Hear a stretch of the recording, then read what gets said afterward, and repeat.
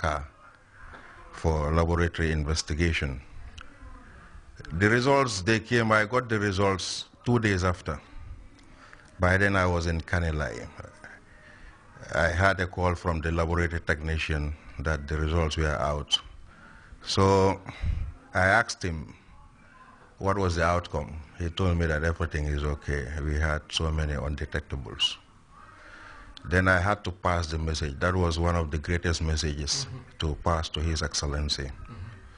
I called him and then I told him that I have a surprise for him. So I was invited to meet him. When I met him, I told him about the results. He told me it was no surprise because I know what I was doing. Then when the results came out, we had to wait for the official results signed by the then Senegalese Professor Diouf, who confirmed the laboratory investigation report. And then it was finally declared that the herbs were doing their job. There was sustained level of criticism directed to this newfound cure. It was as if to say herbal successes are not possible where conventional medicine and technology failed. There were skeptics in any discovery, Abdul, in any discovery in medicine. Bear that in mind. There must be critics. What I say is that it is important to have those critics, because without those critics, the thing will not work. You have to prove yourself. The critics are there to prove you wrong. So you have to prove to them that, look, you are on the wrong track. I'm the one following the right track. That is why, to me, I always invite or entertain the critics to talk.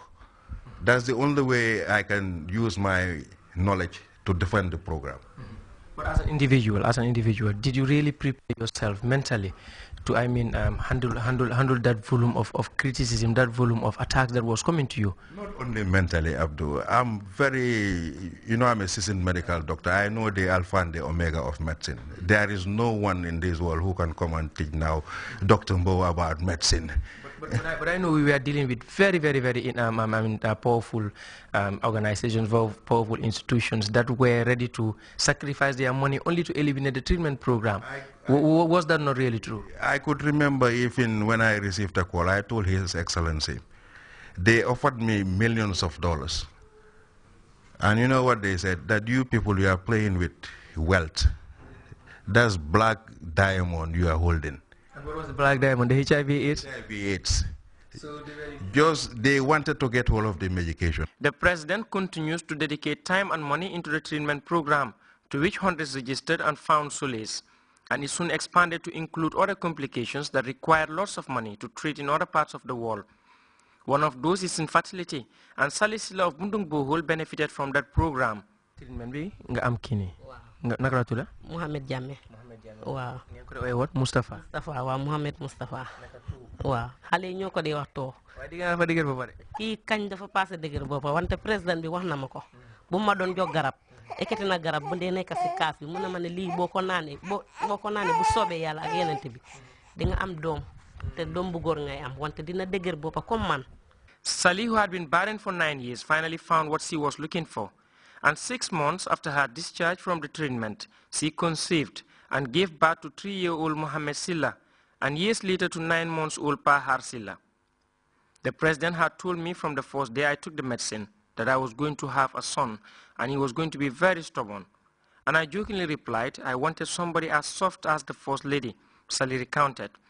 She went on to explain that the president's treatment finally came to pass, and there is now this stubborn boy who at the same time brought hope and life back to this small family of Bundung Bohol. Ansumana Jammeh of the president's treatment program said that over 3,000 women have been treated for infertility and have successfully conceived after their discharge. Sitting in his office at the Kanilai Alternative Clinic in Bakau, Ansumana Jammeh, together with Dr. Mbow, are tasked to oversee the proper running of the clinic, which gives face and value to the treatment program. But the institution that is envisaged for the program, Ansu said, requires the support of every Gambian. President Jammeh has remained the sole patron of the treatment, providing patients the medication, accommodation, and feeding. Salisila said such provisions were unexpected, and having them helped greatly in their recovery.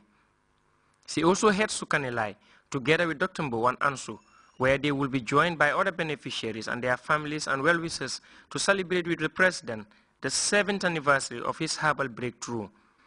Abdul Jai, GRTS. Banjul has been playing host to the 36th Technical Committee meeting of the West African Monetary Zone. The high-level conclave, as we hear in this report by Uminjai, came at a time when ECOWAS authorities are putting in place measures geared towards harmonizing the facilitation of goods and services across the West African Economic Bloc. Is seen as a key partner in the quest for monetary integration in the West African Monetary Zone, as member states put in efforts to achieve impressive economic growth in the West African sub-region. The 36th Technical Committee meeting on the way in Banjul has the aim of mobilizing resources to improve efficiency in the tax system, as well as ensure a credible and sustainable monetary union in West Africa. The economies of the WAMS countries are growing fast, some at double-digit rates. However, this rapid growth is due to activities in the extractive industries, which do not necessarily have strong backward linkage to the national economy. Despite the developments registered by the West African Monetary Zone to ensure the realization of the state goals, key challenges hindering the economic growth and development of the Eurozone need to be addressed. In spite of this, we are committed to delivering on our obligations spelled out by the WAMS agreement. We are currently pursuing fiscal consolidation measures to rein in fiscal deficits and public debt over the medium term and bring inflation back to single-digit levels after observing single-digit inflation for more than 2 years until January 2013. The Permanent Secretary, Minister of Finance and Economic Affairs, Abdoulaye Jallow, underlined the important role the Technical Committee plays in providing valuable input in the decision-making process.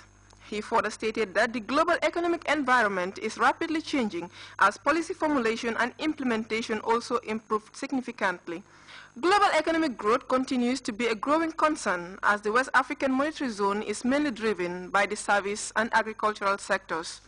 Notable milestones have been achieved under the trade integration agenda despite the outstanding challenges, whilst the financial sector in the WAMS has remained safe and sound. The stability of the financial system has been anchored on the continuation of reforms to deepen financial markets, enhance compliance with Basel core principles, implementation of international financial reporting standards, and risk-based supervision, as well as strengthening collaboration among regulators in the zone. This meeting is expected to single out the challenges and put in necessary measures to harmonize the facilitation of goods and services across the West African Economic Bloc. It also intends to make trade flexible with focus on the actualization of targets set by the Monetary Union. Uminjai, GRTS.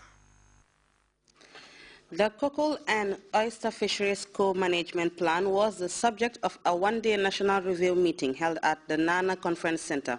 Babukar Kamara has more on that exercise designed to enhance the performance of the grassroots women's organization which utilizes marine resources for sustainable development. The co-management plan that we are to review here today has been supported by the USAID-funded Gambia-Senegal Sustainable Fisheries Project, locally called BANAFA. It is the second annual review meeting of the Tri-Oyster Organization, focusing on its cockle and oyster fishing co-management plan. We have been given the exclusive user rights to use the Tambi, which is a protected area. This is from Venture all the way to Cloro. So what we did was we had a co-management plan. So now every year we have to come and sit down and get our partners to see what has been done and what hasn't been done. The approval of the co-management plan by government of the Gambia sadly 2 years ago is a clear manifestation of government's commitment to ensuring the sustainable management and development of the cockle and oyster fisheries, as well as enhancing the benefits of those involved in the market value chain. It is also a clear indication of government's willingness to empower community-based organizations in the management and development of these resources. The co-management plan reviewed annually with its